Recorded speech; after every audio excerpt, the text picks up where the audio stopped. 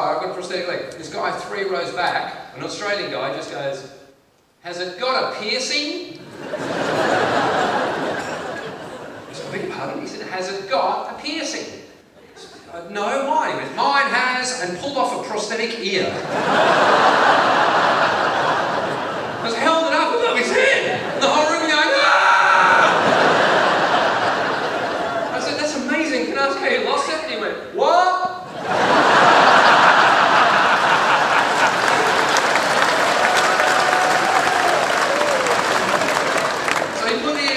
"I'm so sorry, I have to ask how you lost it." And he went, "Shark." "Really?" He went, "You idiot." "So I'm really sorry, I can't go on. I have to find out how you lost the ear." And this is word for word, he said this. "Well, put it this way. You know when your mum and dad tell you not to stick your head out of the car window? Don't do it." The whole room went deadly quiet except for one little Geordie guy at the back who just went, "Your mum and dad cut your ear off as punishment."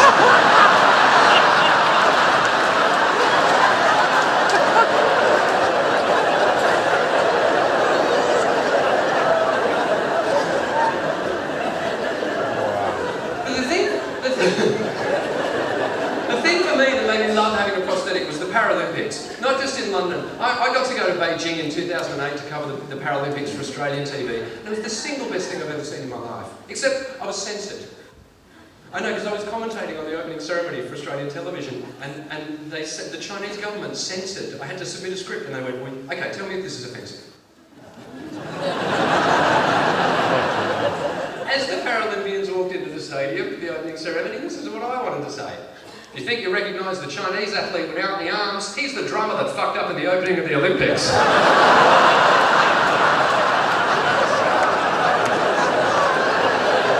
Yeah, right, it's offensive. But the weirdest thing, and what really opened my eyes, was going through security. Because again, I had to walk through a metal detector to get into the stadium in Beijing. And I thought, oh my God, remember what it was like in London. This is increased security because it's the games. And I don't know how to say prosthetic foot in Chinese. I've never seen it on a menu. So I'm walking into the stadium and my foot, beep, and the Chinese security guard came over and I thought, I better help him out. I better get this out of the way. And I went, "Oh, I'm so sorry, it's a prosthetic foot." And he went, "Okay, you can go through." And I went, "Yeah, but do you need to check it?" And he went, "Okay, you can go through." And I thought, oh, he doesn't know what I'm saying. So I went to lift up my trousers and he went, no, it's okay. Thank you for your cooperation. Welcome to Beijing. You can go through." And as I walked around unimpeded, I thought, why was that so easy? And then I realised, I'm at the Paralympics. There's 30 amputees behind me in a queue going, "You're not special, princess."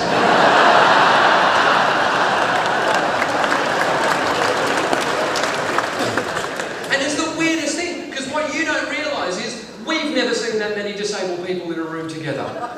You know, you might watch the Paralympics and go, "Oh, it's a bit freaky." We think the same thing. I was walking through the athletes' village. I should know better. I've got half a foot. Part of me was thinking, well, this is a beautiful celebration of humanity. And the other part was going, fuck me, it looks like the cantina scene from Star Wars.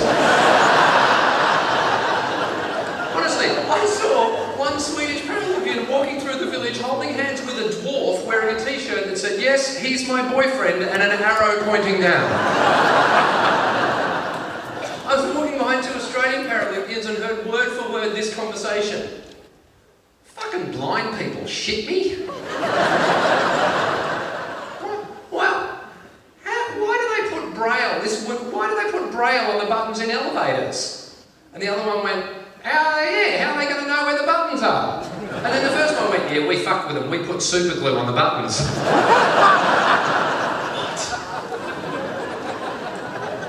Best thing I've ever seen, though, took place at the Paralympics, and this is what I love doing. I've been covering the Paralympics every 4 years. There's a Chinese swimmer by the name of He Jiankun, and he had no arms. When I say no arms, I don't mean like a bit missing here and a bit. I like right down at each shoulder. It was like here. It was like someone had taken a razor blade and gone, "You don't need that one. You don't need that one." I'm not saying the Chinese government did that to win medals. Now, he walked out to the pool. Now, it's one of those events where, I thought, happens at the Paralympics. You have people with one leg, people with one arm, people with no legs. He was the only person there with no arms, right? He's walked out of the pool and taken off his tracksuit top, and for the life of me, I've no idea how.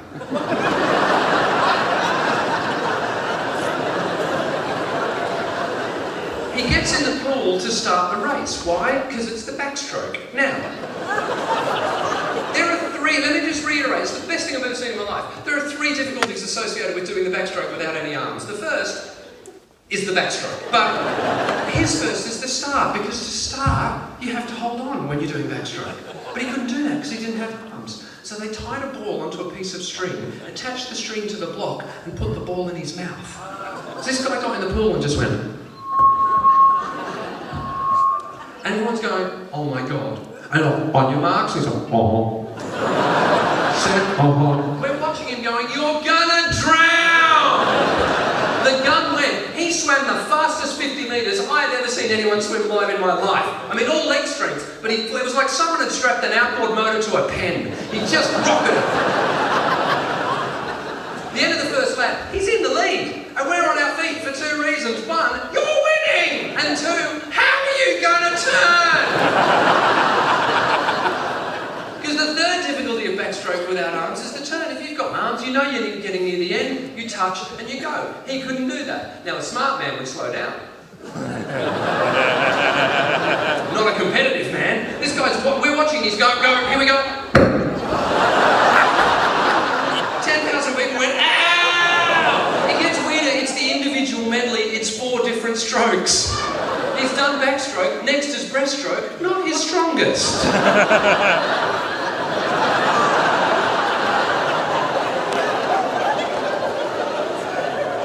By the end of the second lap, he's dropped back to third, but we're still cheering him on. Come on! He turns for the third lap. This time, butterfly. Oh, yeah. And less butterfly, more caterpillar, but he's having a crack.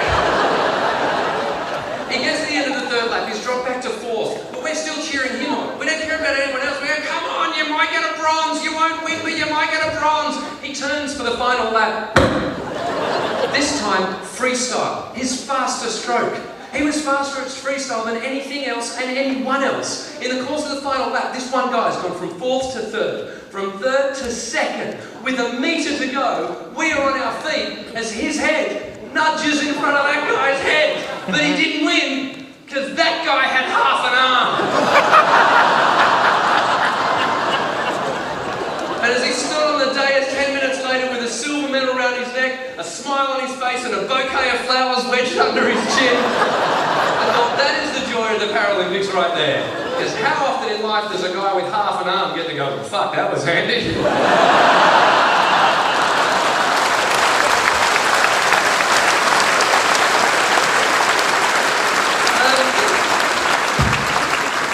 I'll be honest, I got distracted by the woman in the wheelchair. I have no idea how much, the lights are flashing and I think I need to finish up.